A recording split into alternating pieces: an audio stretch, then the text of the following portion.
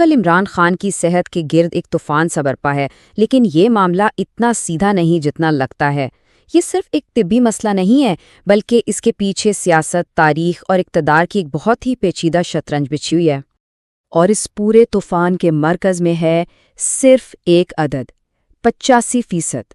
جی ہاں، یہ ہی وہ دعویٰ ہے جس نے آپ کہہ سکتے ہیں کہ پورے ملک کی توجہ اپنی طرف کھینچ لی ہے۔ تو سوال یہ اٹھتا ہے کہ ایک سابق وزیر اعظم جیل میں اپنی بینائی کھو رہے ہیں؟ اصل کہانی کیا ہے؟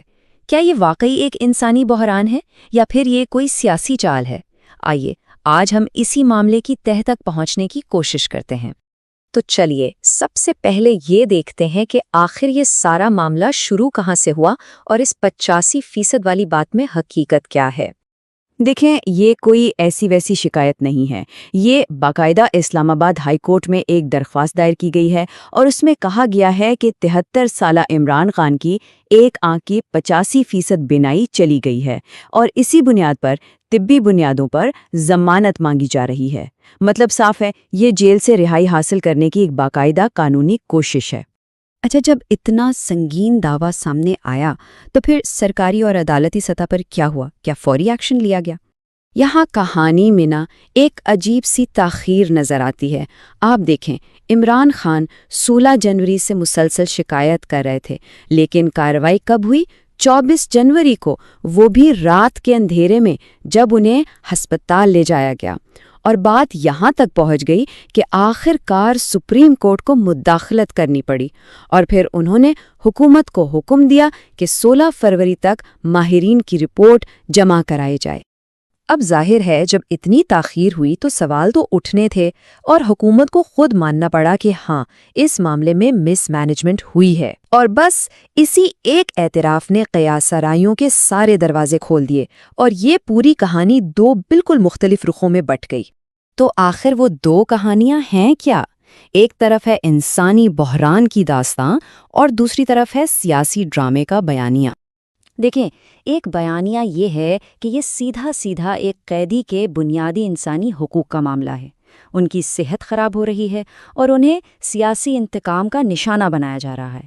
لیکن دوسری طرف ایک بالکل مختلف کہانی ہے۔ کہا جا رہا ہے کہ یہ سب کچھ جیل سے نکلنے کے لیے ایک ڈیل یا NRO حاصل کرنے کی کوشش ہے، ایک ڈرامہ ہے۔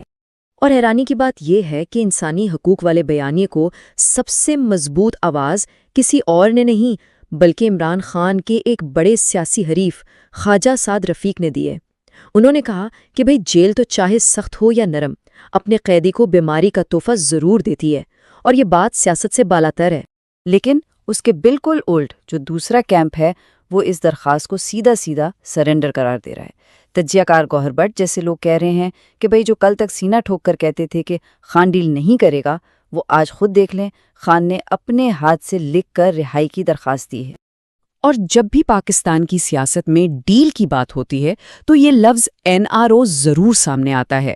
یہ صرف ایک قانونی معافی کا نام نہیں ہے، بلکہ اسے ایک ایسی ڈیل سمجھا جاتا ہے جس کے تحت طاقتور لوگ احتساب سے بچ کر ملک سے باہر چلے جاتے ہیں۔ اب یہاں پر ایک بہت دلچسپ بات ہے۔ جو لوگ پاکستان کی سیاست پر گہری نظر رکھتے ہیں نا، ان کے لیے یہ سب کچھ بالکل بھی نیا نہیں ہے۔ یہ کہانی، یہ الزامات پہلے بھی کئی بار دہرائے جا چکے ہیں۔ یہاں سیاسی انتقام کا ایک پورا چکر ہے جو بس گھومتا ہی رہتا ہے۔ یاد کریں جب کلثوم نواز کی بیماری کو ڈرامہ کہا گیا تھا، یا جب نواز شریف کے پلیٹلیٹس کا مذاق اڑایا گیا تھا، اور تو اور جب خود عمران خان نے بطور وزیر اعظم اپنے مخالفین کے جیل کے کمروں سے AC اتارنے کی بات کی تھی۔ آج وہی پانسا پلٹ چکا ہے اور الزامات کا رخ خود ان کی طرف ہے۔ تو سوال پھر وہی ہے، کیا واقعی کچھ نہیں بدلا؟ کیا تاریخ بس اپنے آپ کو دہرا رہی ہے؟ اور یہ ساری صورتحال ہمیں اس ایک سب سے بڑے سوال پر لا کر کھڑا کر دیتی ہے جو آج کل ہر کسی کی زبان پر ہے۔ کیا کوئی ڈیل ہونے جا رہی ہے؟ اس معاملے پر بھی اطلاعات بالکل بھٹی ہوئی ہیں۔ کچھ باخبر ذرائع کا کہنا ہے کہ ہاں بھائی، پس پردہ بات چیت چل رہی ہے اور اس کا نتیجہ ملک سے باہر جانے یا گھر پر نظر بندی کی صورت میں نکل سکتا ہے۔ لیکن دوسری طرف سے اتنی ہی سختی سے تردید بھی آ رہی ہے کہ نہ کوئی ڈیل ہوگی اور نہ ہی کوئی ڈھیل دی جائے گی۔ اب اس ساری کھینچا تانی کے بیچ حکومت کا عوامی موقف بڑا واضح ہے۔ وہ کہتے ہیں کہ بھائی سپریم کورٹ جو بھی حکم دے گی ہم اس پر عمل کریں گے، مطلب فی الحال ساری نظریں عدلیہ پر ہیں۔ لیکن چلیں ایک لمحے کے لیے سوچتے ہیں کہ اگر کوئی ڈیل ہوتی ہے تو اس کی شکل کیا ہوگی؟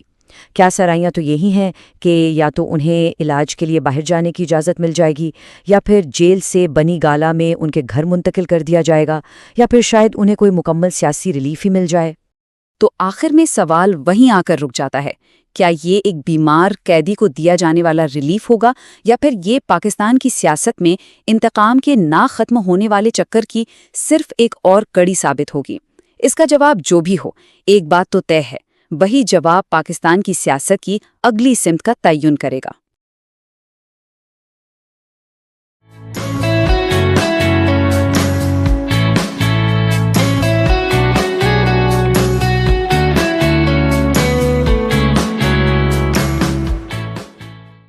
اچھا، تو کہانی شروع ہوتی ہے ایک ایسے دعوے سے جو کسی بھی خبر کی سب سے بڑی سرخی بن سکتا ہے۔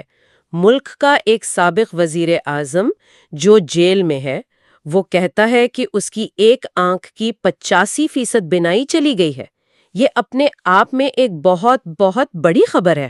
بالکل، اور آج ہم نے جو ذرائع اکٹھے کیے ہیں ان میں کئی سینئر صحافیوں کے تجزیے ہیں، اور وہ سب مل کر مطلب اسی ایک دعوے کے ارد گرد جو پورا معمہ بنا ہوا ہے اسے سمجھنے کی کوشش کر رہے ہیں، کیونکہ یہ معاملہ اب صرف صحت کا نہیں رہا۔ یہی تو سب سے دلچسپ بات ہے۔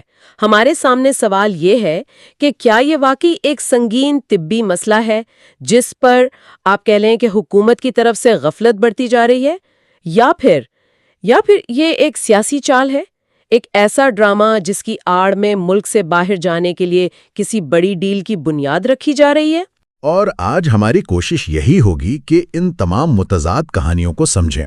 ایک طرف طبی دعوے ہیں، دوسری طرف سیاسی تاریخ کا ایک بھاری بوجھ ہے، سوشل میڈیا پر ایک الگ ہی جنگ چل رہی ہے، اور ان سب کے بیچ میں ڈیل کی سرگوشیاں ہیں۔ تو آئیے اس گتھی کو سلجھانے کی کوشش کرتے ہیں۔ چلیں پھر سب سے پہلے بنیادی مسئلے پر ہی بات کرتے ہیں، یعنی یہ 8% بنائی جانے کا دعویٰ۔ یہ عدد بہت مخصوص ہے، ذرائع اس کے بارے میں کیا کہتے ہیں؟ مطلب کیا اس کی کوئی طبی بنیاد ہے؟ یہی تو سب سے بڑا سوال ہے۔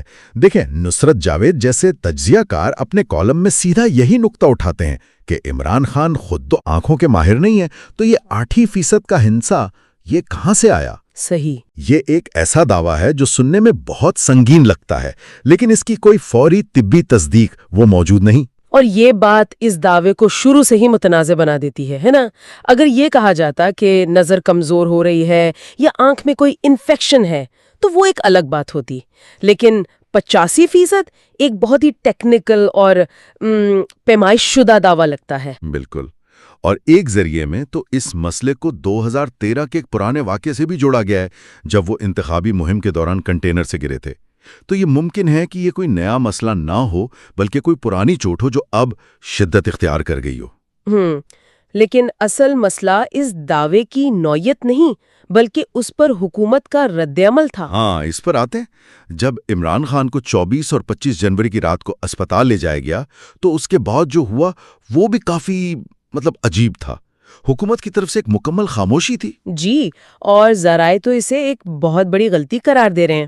آپ کے پاس ایک ہائی پروفائل قیدی ہے، اس کی صحت کے بارے میں افواہیں گردش کر رہی ہیں، اور حکومت ایک چھوٹی سی پریس ریلیز تک جاری نہیں کرتی کہ بھئی ہوا کیا ہے۔ صحیح، اس معلوماتی خلا نے، اس انفارمیشن ویکیوم نے سوشل میڈیا پر قیاس آرائیوں کا ایک طوفان برپا کر دیا، جس نے پورے معاملے کو حکومت کے کنٹرول سے باہر کر دیا۔ یعنی حکومت کی خاموشی نے معاملے کو ٹھنڈا کرنے کے بجائے اور ہوا دے دی۔ جی، اور اسی وجہ سے پھر ملک کی سب سے بڑی عدالت کو اس میں مداخلت کرنی پڑی۔ جی، اور حسین نثار جیسے تبصرہ نگار اسی بات پر حیران ہیں کہ یہ کیسی ستم ظریفی ہے کہ ایک قیدی کے بنیادی انسانی اور طبی حقوق کے لیے سپریم کورٹ کو حکم جاری کرنا پڑ رہا ہے۔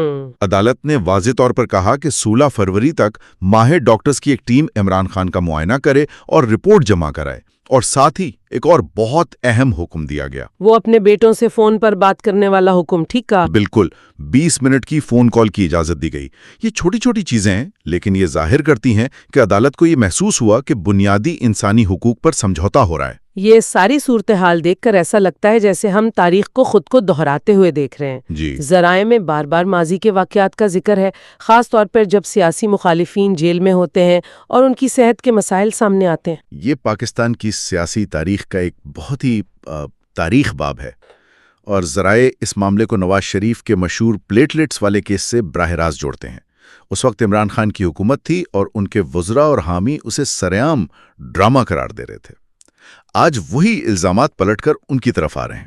اور یہ صرف نواز شریف تک محدود نہیں، بیگم کلثوم نواز کی بیماری کا معاملہ تو وہ اور بھی زیادہ تکلیف دہ تھا۔ مبشر لقمان اس حوالے سے اپنے تجزیے میں بہت سخت زبان استعمال کرتے ہیں۔ وہ یاد دلاتے ہیں کہ کس طرح پی ٹی آئی کے کچھ حامیوں پر یہ الزام لگا تھا کہ انہوں نے لندن میں بیگم کلثوم نواز کے اسپتال کے کمرے میں گھس کر یہ ثابت کرنے کی کوشش کی تھی کہ وہ واقعی بیمار نہیں ہیں۔ اچھا، یہ سیاست میں ایک ایسی تلخی کو ظاہر کرتا ہے جو ذاتی اور انسانی ہمدردی کی تمام حدیں پار کر جاتی ہے۔ لیکن کیا تمام تجزیہ کار اس تاریخ کو بدلے کے طور پر دیکھ رہے ہیں کہ اچھا ہوا اب انہیں پتہ چلے گا؟ نہیں، اور یہ ایک اہم نقطہ ہے۔ نصرت جاوید جیسے لکھاری اس تاریخ کو بدلے کا جواز بنانے کے لیے استعمال نہیں کر رہے، بلکہ وہ یہ دلیل دے رہے ہیں کہ ہمیں اس شیطانی چکر کو توڑنا ہوگا۔ ان کا موقف ہے کہ اگر ماضی میں غلط ہوا تو اس کا یہ مطلب نہیں کہ ہم آج بھی وہی غلطی دہرائیں۔ دو غلطیاں مل کر ایک صحیح نہیں بن سکتی۔ اور حسن نثار نے خواجہ سعد رفیق کا ایک قول نقل کیا ہے جو شاید اس پوری صورتحال کا خلاصہ ہے۔ ہر جیل چاہے وہ سخت ہو یا نرم ہو، اپنے قیدی کو بیماری کا تحفہ ضرور دیتی ہے۔ یہ ایک ایسی حقیقت ہے جو ہر دور حکومت میں سچ ثابت ہوئی ہے۔ بالکل، یہ ایک ایسا المیہ ہے جہاں ہر کوئی حزب اختلاف میں انسانی حقوق کا چیمپئن بن جاتا ہے اور حکومت میں آ کر سب کچھ بھول جاتا ہے، اور ماضی کے یہی واقعات آج کی بحث پر بہت گہرے سائے ڈال رہے ہیں، اور اسی وجہ سے ڈیل کی افواہوں کو اتنی تقویت مل رہی ہے۔ چلیں اب اس سب سے بڑے سوال کی طرف آتے ہیں، ڈیل۔ کیا پردے کے پیچھے کچھ پک رہا ہے؟ اس پر تو ذرائع میں زمین آسمان کا فرق نظر آتا ہے۔ جی، بیانیے مکمل طور پر منقسم ہیں۔ ایک طرف تو بالکل واضح اور دو ٹوک موقف ہے، جیسا کہ گوہر بٹ نے ایک ذریعے کے حوالے سے 4 الفاظ میں بیان کیا: نو ڈیل نو ڈھیل، یعنی کوئی رعایت نہیں ملے گی، کوئی سمجھوتا نہیں ہوگا۔ یہ وہ بیانیہ ہے جو اسٹیبلشمنٹ کی سختی کو ظاہر کرتا ہے۔ لیکن پھر دوسری طرف کچھ بہت تجربہ کار صحافی ہیں جو اشارے پڑھ رہے ہیں اور ان کا خیال ہے کہ کچھ نہ کچھ تو ضرور ہو رہا ہے۔ عاصمہ شرازی کا کہنا ہے کہ برف پگھل رہی ہے۔ وہ کس بنیاد پر یہ کہہ رہی ہیں؟ ان کی دلیل یہ ہے کہ حکومت کا سپریم کورٹ کے احکامات پر منوعاً عمل کرنے پر راضی ہو جانا، یہاں تک کہ اگر علاج کے لیے بیرون ملک بھیجنے کی بات ہو، یہ خود ایک بہت بڑا اشارہ ہے۔ یہ رویے میں ایک نرمی کو ظاہر کرتا ہے جو پہلے موجود نہیں تھی۔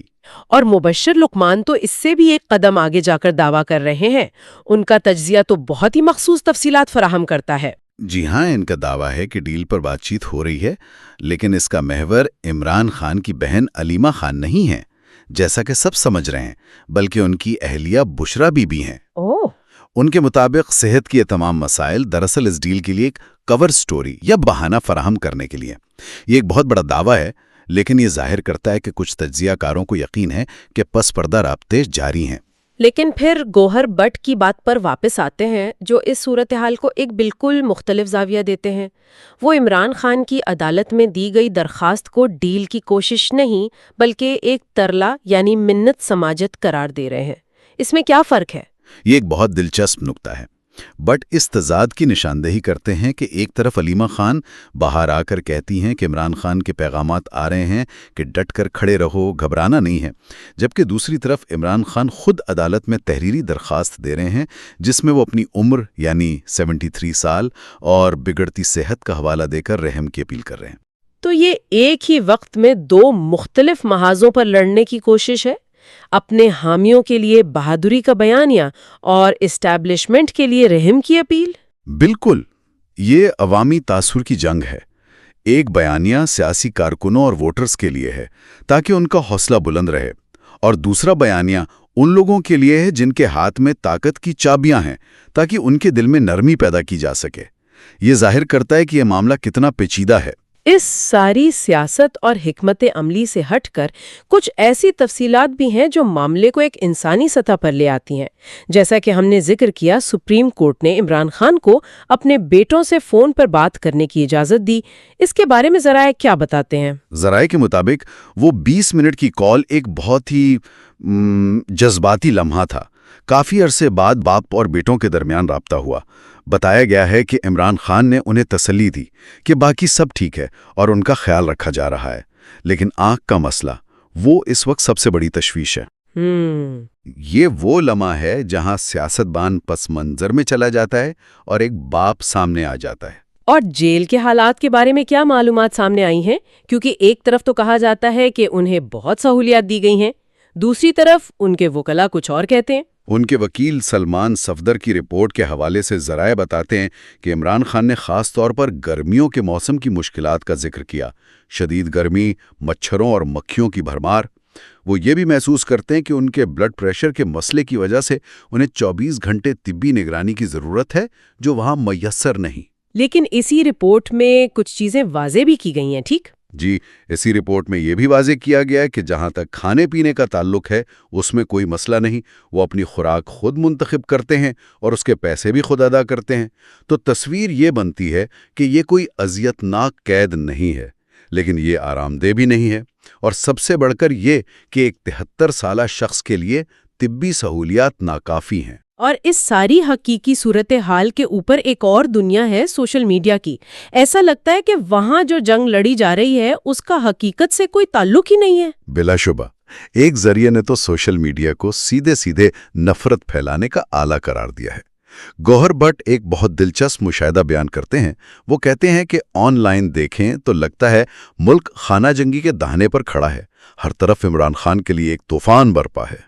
صحیح. لیکن وہ کہتے ہیں کہ وہ حال ہی میں لاہور میں ایک میلے میں گئے جہاں ہزاروں لوگ موجود تھے اور وہاں کوئی ایک شخص بھی عمران خان پر بات نہیں کر رہا تھا. لوگ اپنی زندگیوں میں مگن تھے.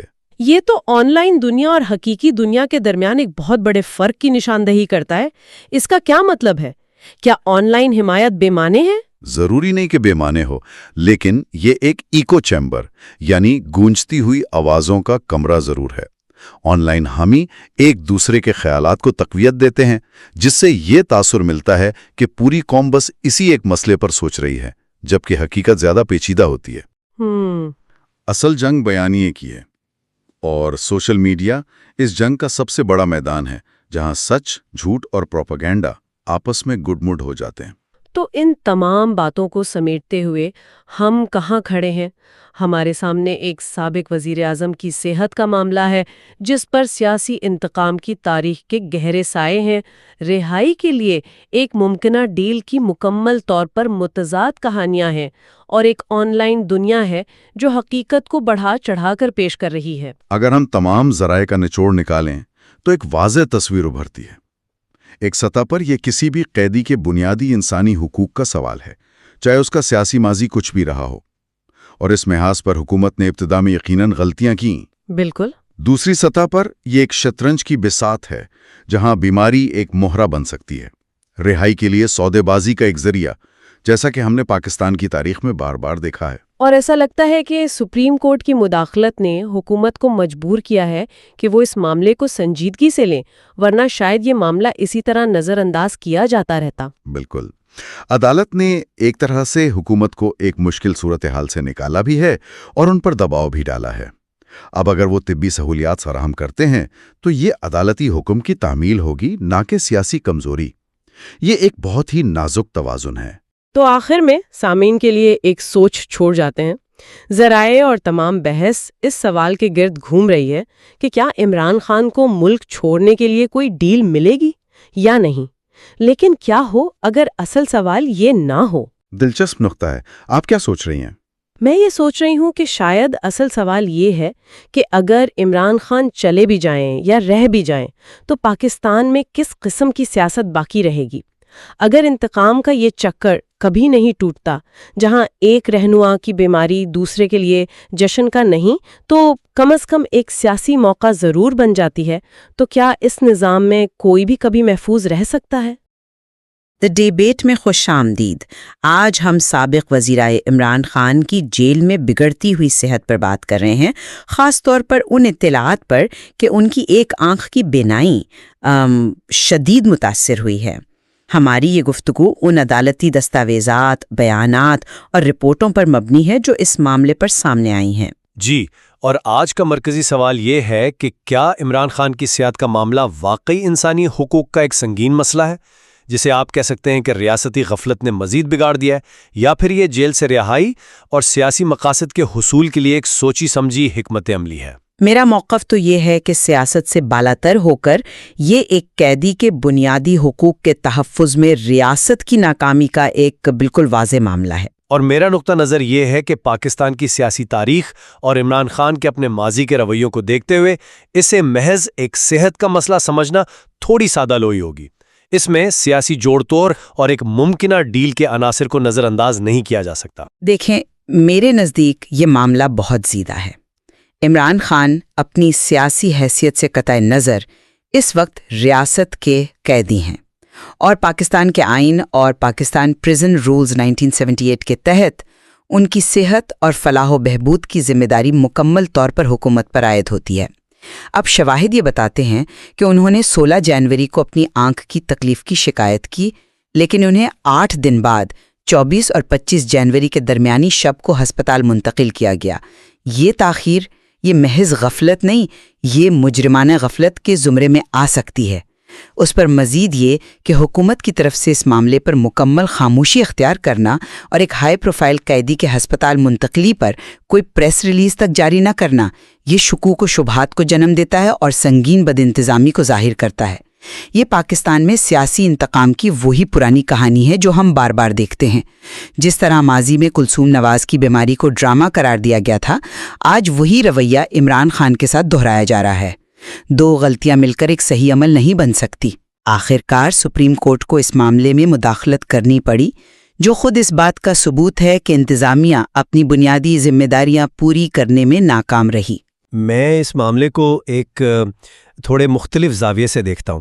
آپ ریاستی ذمہ داری کی بات کر رہے ہیں، جو اپنی جگہ بالکل درست ہے، لیکن ہم اس معاملے کے حقائق اور اس کی ٹائمنگ کو نظر انداز نہیں کر سکتے۔ سب سے پہلے بینائی کے 85% ضائع ہونے کا دعویٰ دیکھیں۔ یہ ایک انتہائی مخصوص اور ٹیکنیکل تشخیص ہے۔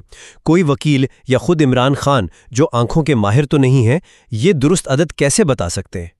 ماہرین چشم کے مطابق 85% بینائی کا نقصان ایک ایسی کیفیت ہے جو قانونی طور پر نابینا پن کے قریب ہوتی ہے۔ تو کسی ماہر ڈاکٹر کے پینل کی رپورٹ کے بغیر اس طرح کا دعویٰ کرنا، یہ اس بات کی نشاندہی کرتا ہے کہ مقصد صرف علاج کروانا نہیں، بلکہ معاملے کو انتہائی سنگین دکھا کر زیادہ سے زیادہ ہمدردی اور قانونی رعایت حاصل کرنا ہے۔ اور اسی دوران عمران خان نے اسلام آباد ہائی کورٹ میں ضمانت کے لیے درخواست بھی دائر کی، جس میں انہوں نے اپنی 73 سالہ عمر اور خراب صحت کو بنیاد بنایا ہے۔ یہ ایک واضح قانونی حکمت عملی ہے، جیل سے نکلنے کے لیے ایک باقاعدہ ترلہ ہے، نہ کہ صرف علاج کی درخواست۔ اور عوام یہ سب دیکھ کر ماضی کو یاد کرتے ہیں جب دیگر سیاستدانوں نے صحت کے مسائل کو بنیاد بنا کر ڈیل یا ایک قسم کا NRO حاصل کیا اور ملک سے باہر چلے گئے۔ تو اس لیے عوام کا شکوک و شبہات میں مبتلا ہونا میرے خیال میں فطری ہے۔ آپ کا نقطہ اپنی جگہ، لیکن کیا حکومت کی نااہلی ان شکوک و شبہات کو مزید ہوا نہیں دے رہی؟ اگر حکومت شفافیت سے کام کرتی، 16 جنوری کی شکایت پر فوری طور پر ایک میڈیکل بورڈ تشکیل دیتی، اس کی رپورٹ پبلک کرتی اور بروقت علاج فراہم کرتی، تو کیا کسی کو سیاسی جوڑ توڑ کی بات کرنے کا موقع ملتا؟ ایک ہائی پروفائل قیدی کے ہسپتال جانے پر ایک پریس ریلیز تک جاری نہ کرنا، یہ حماقت اور نااہلی کی انتہا ہے۔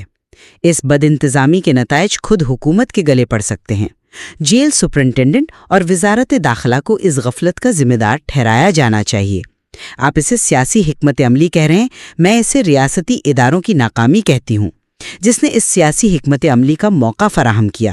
سوچی سمجھی خاموشی تھی۔ دیکھیے، حکومت جب چپ رہتی ہے تو ایک خلا پیدا ہوتا ہے، اور اس خلا کو بھرنے کے لیے عمران خان کی ٹیم بیانات جاری کرتی ہے، اور ان بیانات سے ان کی اصل حکمت عملی سامنے آ جاتی ہے۔ مثال کے طور پر ان کی بہن علیمہ خان کا یہ دعویٰ کہ انہوں نے اسپتال میں علاج کی پیشکش اس لیے مسترد کر دی کیونکہ اہل خانہ کو ساتھ جانے کی اجازت نہیں تھی، یہ عوامی ہمدردی سمیٹنے کی ایک واضح کوشش ہے۔ ایک طرف وہ عوام کو ڈٹ کے کھڑے ہیں کا پیغام دیتے ہیں اور دوسری طرف عدالت میں صحت کی بنیاد پر ضمانت کی درخواست دائر کی جاتی ہے۔ یہ تضاد حکومت کی نااہلی سے نہیں بلکہ ان کی اپنی دوہری حکمت عملی کی وجہ سے پیدا ہو رہا ہے۔ لیکن اس حکمت عملی کا نتیجہ کیا نکلا؟ نتیجہ یہ نکلا کہ ملک کی سب سے بڑی عدالت کو حکم دینا پڑا کہ 16 فروری تک ماہر ڈاکٹروں سے ان کا معائنہ کروایا جائے۔ یہ سپریم کورٹ کی مداخلت اس بات کا اعتراف ہے کہ نظام انصاف اور جیل انتظامیہ ایک قیدی کو اس کا بنیادی حق دینے میں ناکام ہو چکے ہیں۔ یہ کسی کی سیاسی چال کی کامیابی نہیں بلکہ پورے نظام کی ناکامی کا ثبوت ہے۔ اور رہی بات فیصد کی، تو اس پر بحث کرنا اصل مسئلے سے توجہ ہٹانے کے مترادف ہے۔ اہم بات یہ ہے کہ ایک قیدی مسلسل ایک سنگین طبی مسئلے کی شکایت کر رہا تھا اور اسے نظر انداز کیا گیا۔ چاہے نقصان 85% ہو یا 50%، ریاست کی ذمہ داری میں کوتاہی تو واضح ہے۔ ثبوت کا بوجھ ریاست پر تھا کہ وہ تشخیص کرواتی، قیدی پر نہیں کہ وہ اپنی بیماری کی شدت ثابت کرتا۔